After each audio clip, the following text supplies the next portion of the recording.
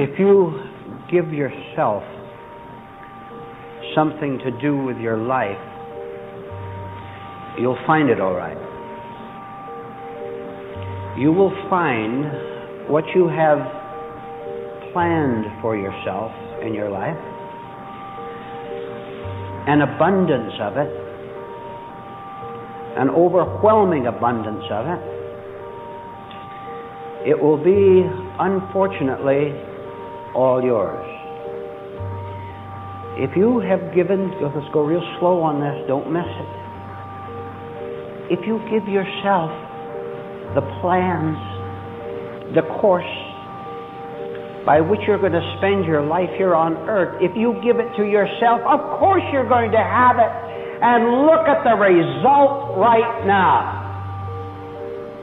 I said, if you give it, I should change that to because you did give yourself certain plans, certain objectives, certain desires to go after. You got them, didn't you? Do you know what you ask for when you make your own plans? You ask for a perpetuation, for a repetition of everything that you have seen your parents and friends and relatives live by and suffer from. Are you aware that you have found what you sought, what you asked for, what you prayed for? You always get it. Of course you do. You ask for you and more of you, and that's what you end up with. Isn't that a tragedy? Now, let's just say that you are aware of this trick that you played on yourself. And you say to yourself,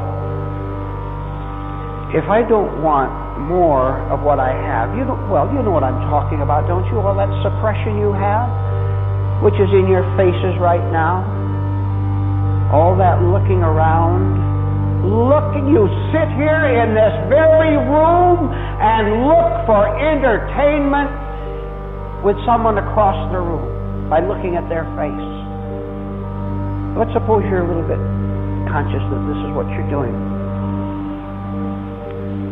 And a certain intelligence comes to you that instead of you asking for your own plans based on your conditioning, based on falsehoods, based on delusions, suppose you say, I am not going to keep my mind going in making these same requests all the time. I'm going to slow it down, not repeat the requests, just to see what happens. If you do that, instead of asking for your own plans and getting them with all the tears and all the heartache and all the anger, you're loaded with it. Instead of receiving a self-induced plan, you will have something else that is literally, actually, out of this world. And I'll tell you what it is.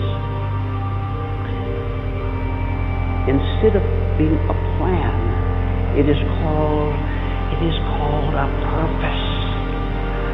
When you have your plan, you have no purpose at all in life. Do you see it? You have no purpose. You have no meaning. You have nothing solid under your feet. All you have is thoughts. All you have is ideas and anxieties. All you have is a whirling around in your mind.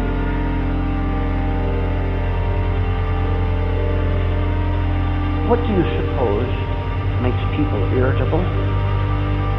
What do you suppose makes them a pathetic man, a pathetic woman walking down the street with their vacant eyes and their empty lives? What do you suppose causes that? Listen to what I'm telling you. I'm trying to tell you already that you have had only your self-created plans, which is your tragedy, when you could stop all that and have a purpose. something that's required of you. What is required is a cessation of self-idolization. When you say, I'm going to keep myself occupied for today with making money, with making wrath, with making self-pity. When you say, I'm going to occupy myself with that to get me through this day, when you say that, who are you appealing to? You're appealing to the only thing you know, which is that complex and disastrous network of plans that you have. Plenty of reserves, of course. You have endless reserves, 1,000 things to do in case one thing fails. But you were so terrified lest one thing fail, you keep that foremost in front of you all the time. And I'll simplify it for you. When one plan that you have to get this or to get that, to advance in the world or whatever it might be, when that seems in danger of veering off the path you have set for it, you have your emergency plan ready. And in simple language, what that emergency plan is, which you put into operation, is called worry. If you can worry, you are occupied, and what an incredible human situation it is that when a human being runs out of his toy, of this plan, this desire, this objective, he doesn't think he's going to get it, and he doesn't have another one quite ready yet. He worries. At the end of this talk, I'm going to give you an extra valuable exercise that will cancel all this out. But for now, where would you say, and you answer this to yourself. I've explained certain things to you, but I want you to explain to yourself now. What is the source of all your present programs for living the rest of your life?